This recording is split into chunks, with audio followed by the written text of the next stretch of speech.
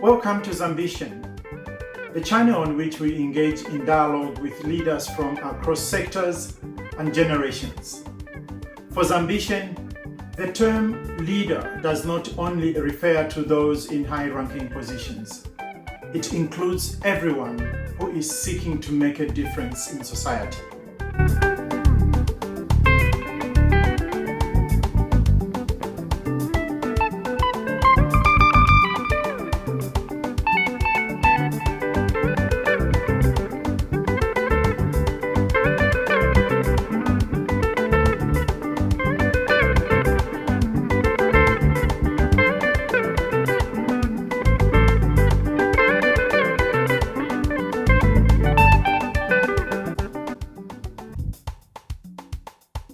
Greetings and welcome to ZAMBITION.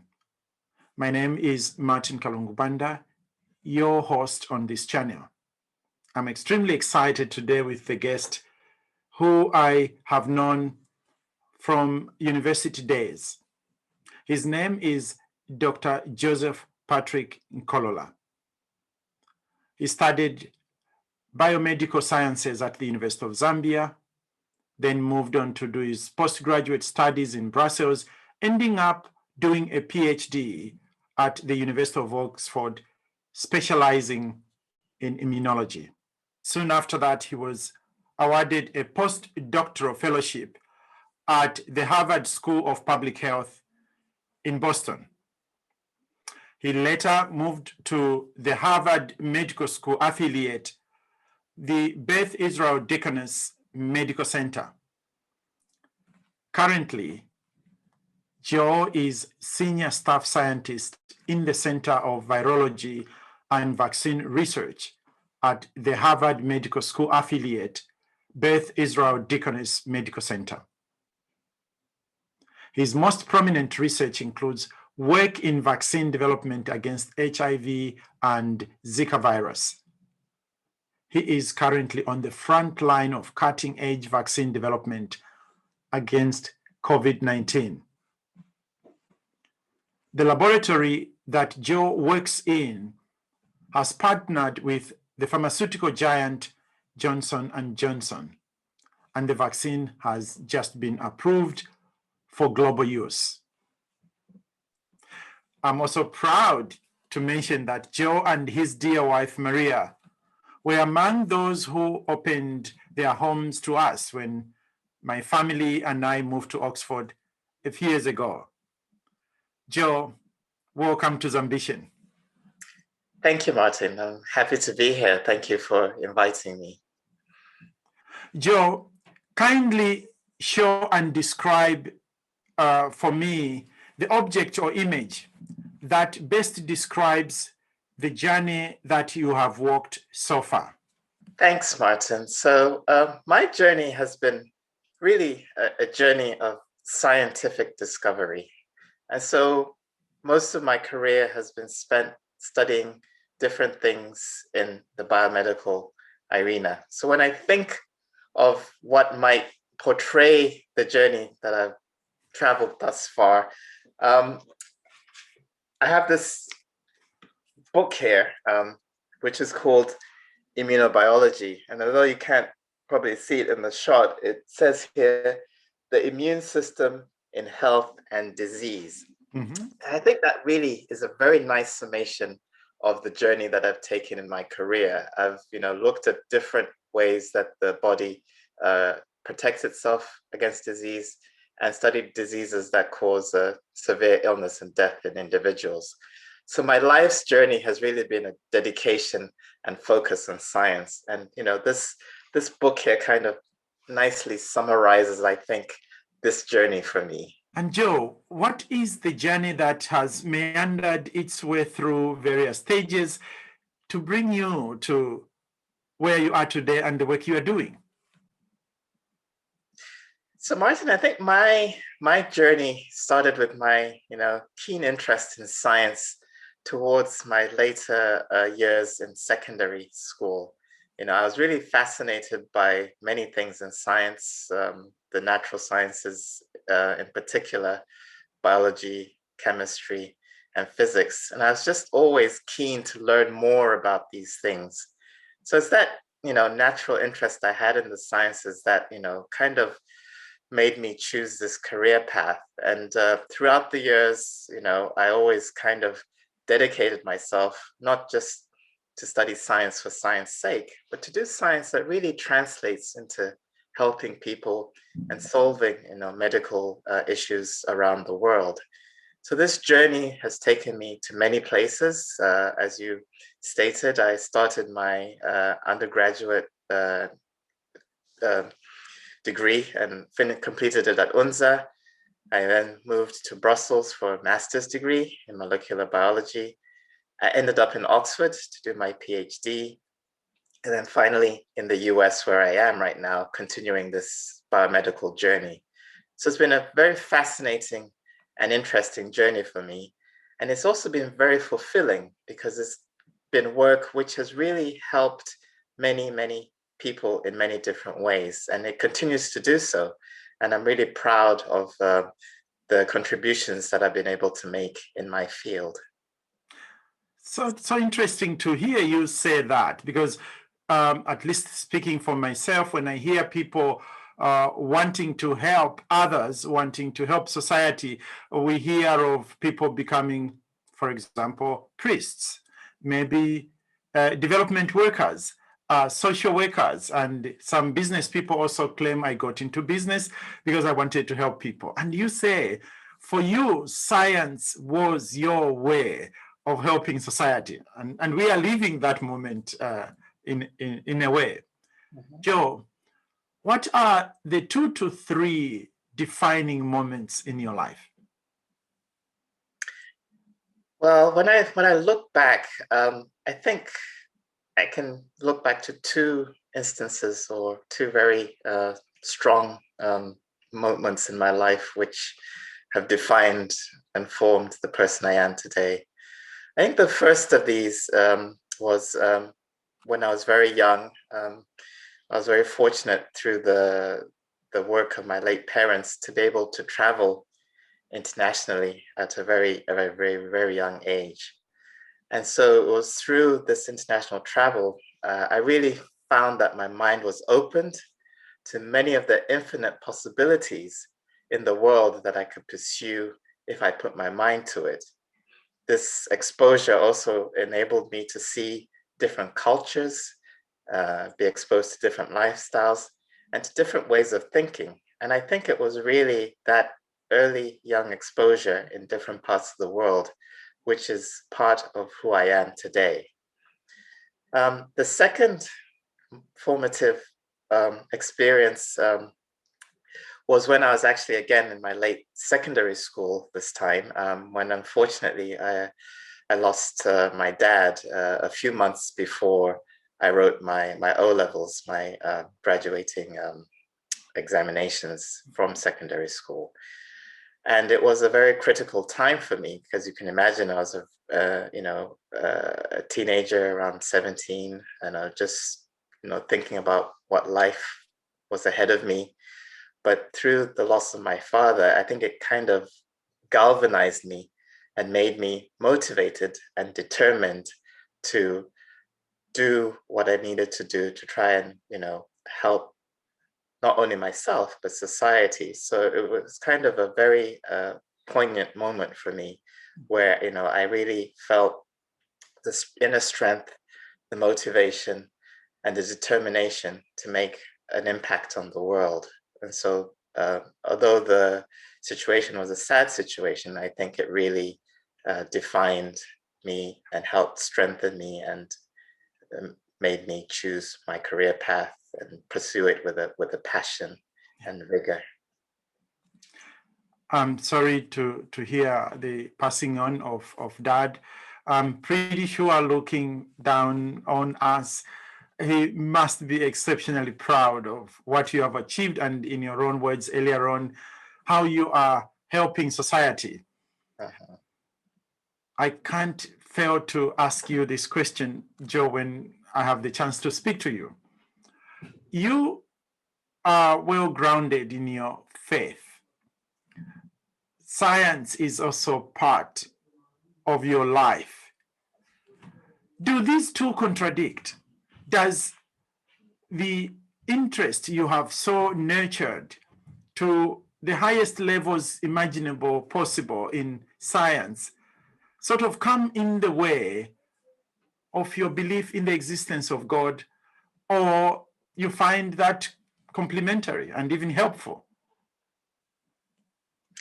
Yes, so for me, Martin, having been fortunate to study the way biology in the human body works at very, very detailed level, it just leaves me in awe at how all this comes together to create human life.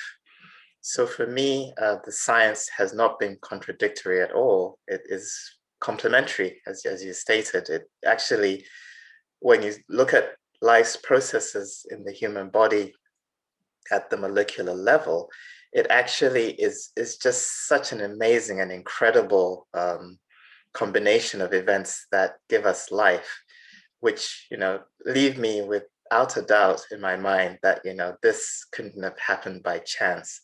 There is some higher creator or some higher force which had designed and put this all together. So the science has only further reinforced my faith and belief in God and a higher power. So very complementary in terms of how I feel about the science I do and my faith. Thank you. We will take a little break. And when we come back, Joe, I will ask you about your highest aspiration for our country, your ZAMBITION.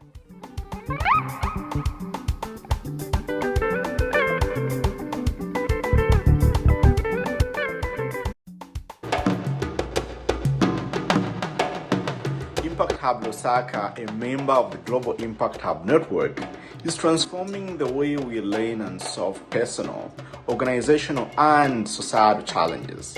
We do this in 3 key ways. We bring together entrepreneurs and the resources needed to activate and actualize intentions. Our process for learning enables entrepreneurs and organizations to activate their capacity for creativity and innovation. But most importantly, our physical space brings together emerging and aspiring entrepreneurs to learn together and share lessons on how to activate and transform their dreams into reality. As our name suggests, Impact Hub Lusaka, helping organizations and individuals to create impact.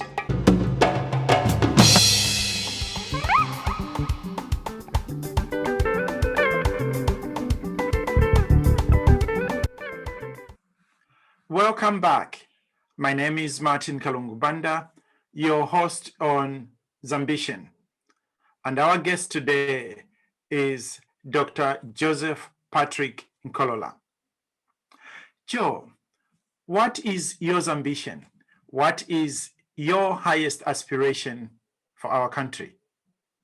So my heart is very dear to Zambia, our country. And I have lots of dreams and hopes for our nation. Among these dreams and hopes is that I dream of a Zambia where citizens have access to a decent standard of living and have availability to world-class healthcare, regardless of their profession, their patronage, or geographic location in the country. And our country is blessed with many natural resources.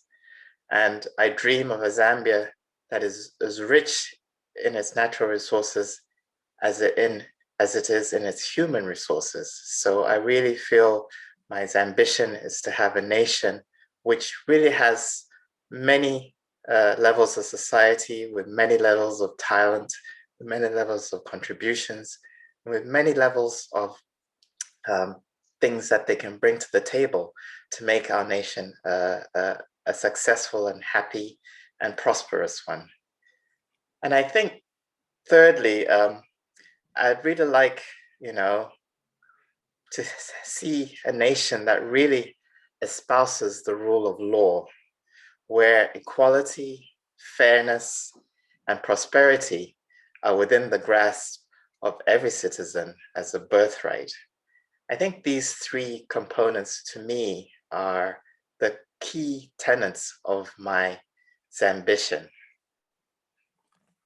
Wonderful, and thank you very much for spelling those out. Let me just possibly thread out one of them. You said you wish going forward our human resources or resource can be as developed as and as abundant as our natural resource is. And Joe, throughout your training, throughout your professional development, you are at the cutting edge of science. Technology permits you to contribute from wherever you are. Are you sometimes thinking about, for instance, training new scientists, young scientists through our universities back home? Because wherever you are now, you can be accessed and you are ours.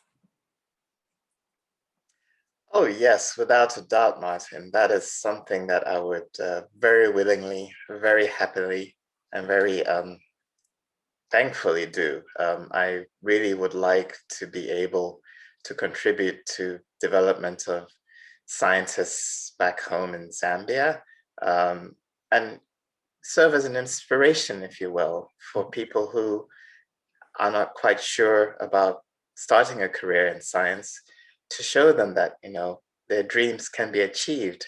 Anything is possible. So I would be more than happy, willing, and able to contribute in teaching, in engaging the local community in Zambia, promoting the scientific research that happens there, and just bringing the general awareness of, you know, biomedical research to all, so that they become more familiar with it and are able to use it as a tool to help develop the nation. Joe, your work is about seeking to understand things that many of us do not see and know very little about. Viruses.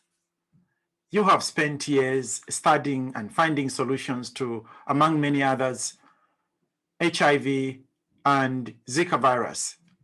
Now you are focusing on the coronavirus. What has this work taught you about life? How we humans should successfully live with other species, how we should live meaningfully with other species, with nature in general?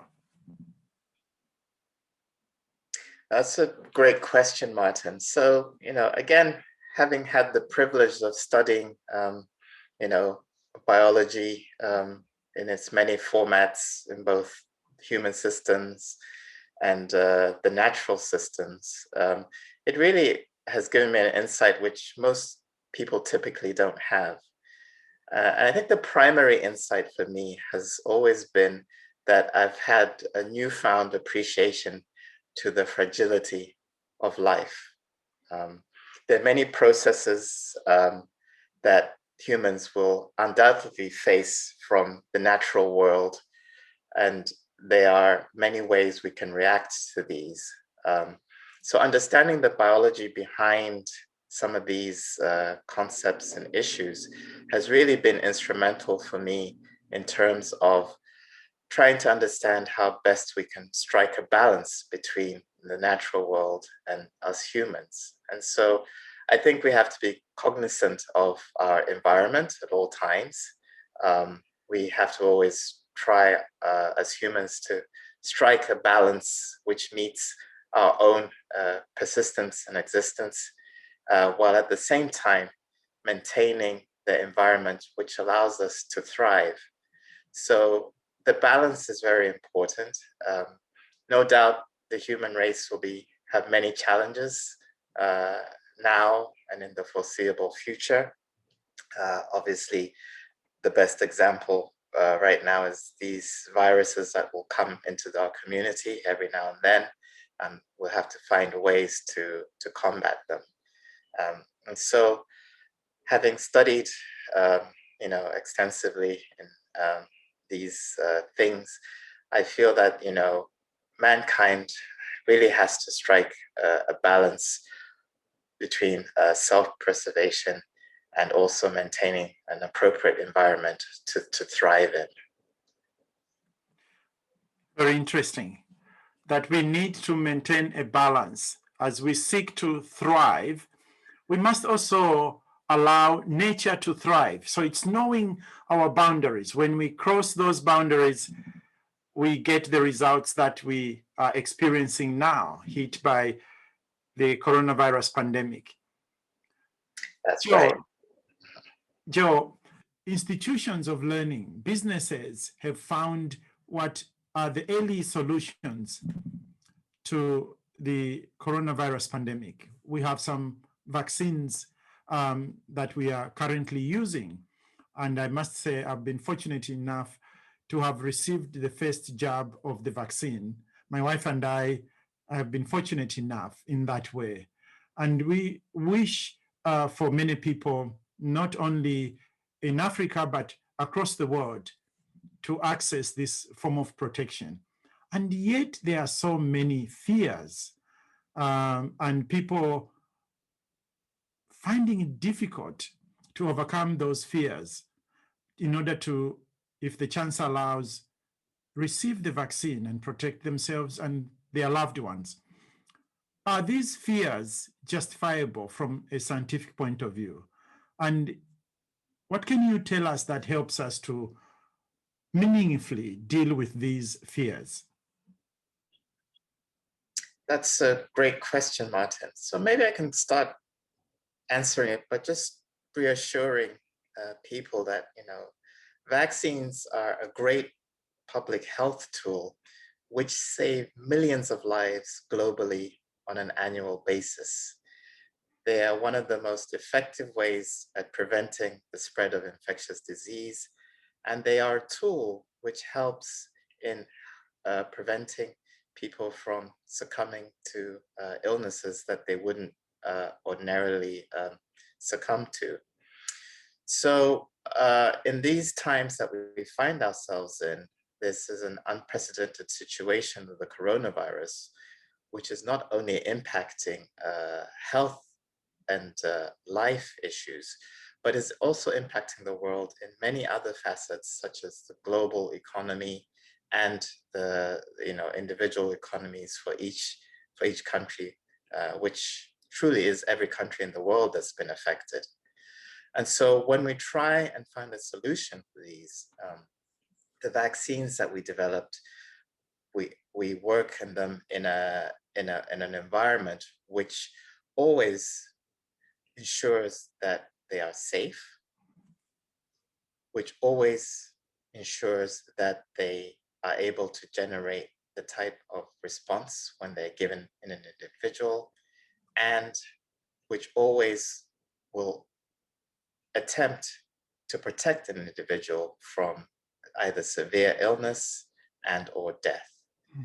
The processes by which these vaccines are developed, as I mentioned, are very rigorous.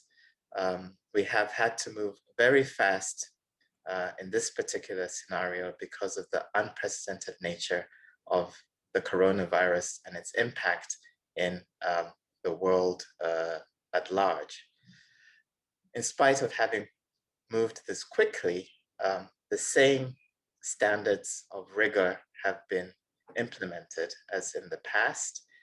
And we've been able to move very quickly because of many factors which have enabled this to happen. Some of these include a very, very large amount of funding and commitment from public, academic, and government institutions, a really large number of people in different parts of the world who've been willing to take part in the clinical trials to test these vaccines. And also because of the advances in the technologies that we've used to develop these vaccines to make them much quicker than we have for typical vaccines. We've managed to have all these three pieces fall into place, and over the course of a year since the coronavirus was identified as causing COVID-19, all these factors have played into generating vaccines, which have been shown to prevent illness and death. And so I think the general public can have confidence that as a scientific community, in spite of the speed, no corners have been cut, the scientific standards have been maintained, and this work is continuing and ongoing. It doesn't end here. We continue to monitor the safety. We continue to try and make improvements where there might be any shortfalls. And at the foremost of these, we always ensure that these vaccines are for the good of the public. So we do no harm, and we seek to keep individuals safe, and so that they can provide for their families and maintain their livelihoods. So it's an amalgamation of all these factors, I think, that the general public should be, cognizant of, that we have, as scientists, maintained rigor, ensured safety, and really focused on developing these vaccines to help the world get out of this situation that it's in. That is most reassuring, Joe, that yes, in the past it has taken anything 8 to 10 years to develop vaccines. In this particular case, there are many factors that have come together to help us to do something almost miraculous, to produce a vaccine within a year. The combination of what you have said, resources being mobilized, people volunteering for testing, certainly technology advancing at a fast pace or capitalizing on the existing technologies. But also, it is the fact that so many processes can run parallel.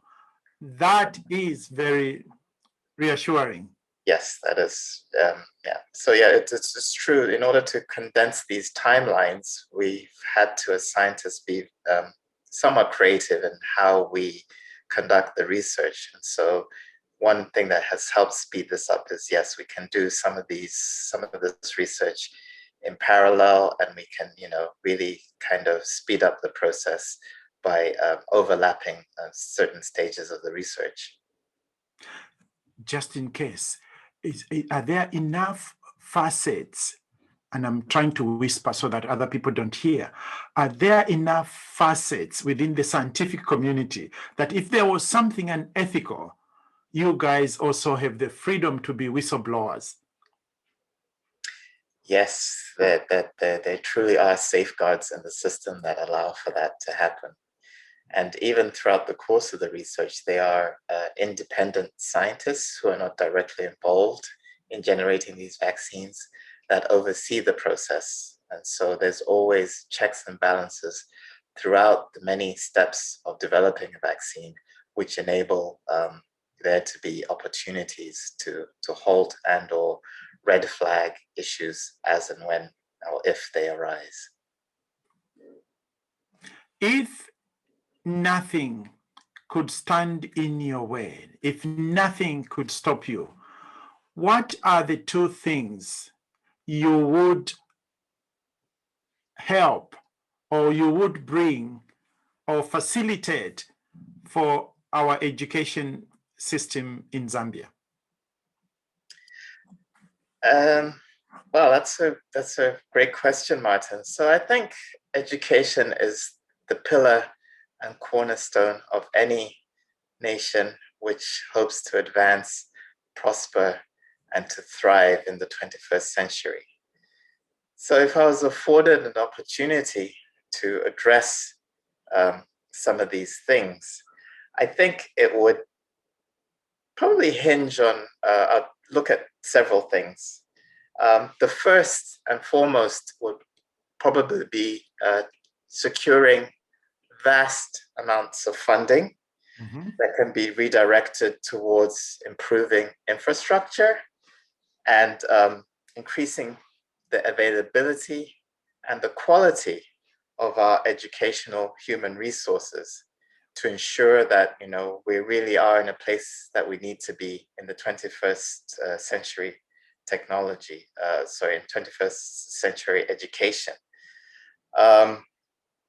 We also probably need to look at curriculums in education.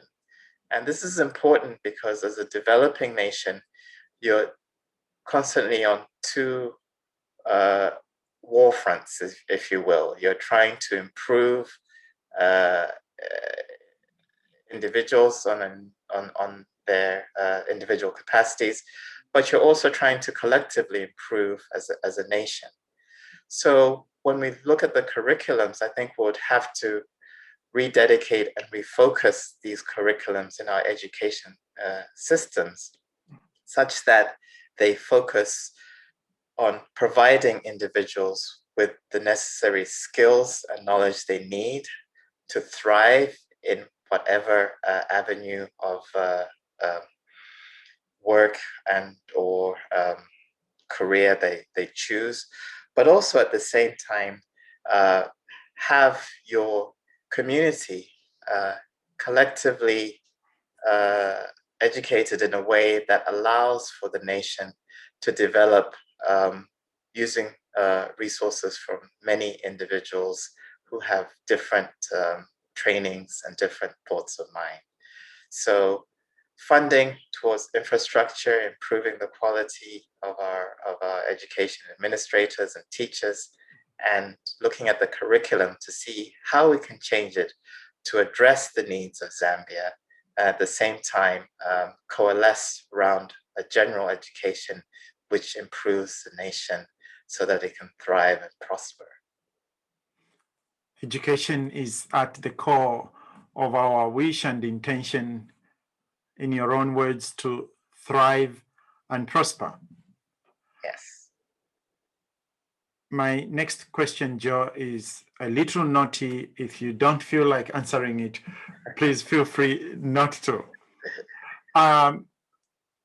I have always held the view that people truly stumble into falling in love. We stumble upon people, we then fall in love with them. When I think of the perfect match in names, and because I know the background as well, in spirit, I can't help thinking, Joe, did you go looking around, knowing very well you were born Joseph? And being a Christian, you might have liked the story of Joseph and Mary. Your wife is Mary. Did you go looking for the name and then stumbled upon love? What came first? Well, it was definitely love first, Martin. It just happens to be coincidental that my wife's name is Maria, and in many different parts of the world that we've lived in together, we constantly get teased about this. Me being Joseph and her being Maria. But yeah, we've been together for many, many years. We've, grown together. We now have a family together. And she's been a pillar of strength. She's been one of my cheerleaders, motivators. And I couldn't imagine life without a better partner. So she's my all in all, my everything. And I really look up to her, and she looks up to me as well. And, she's been a real true source of inspiration through my personal journey as well as my professional journey.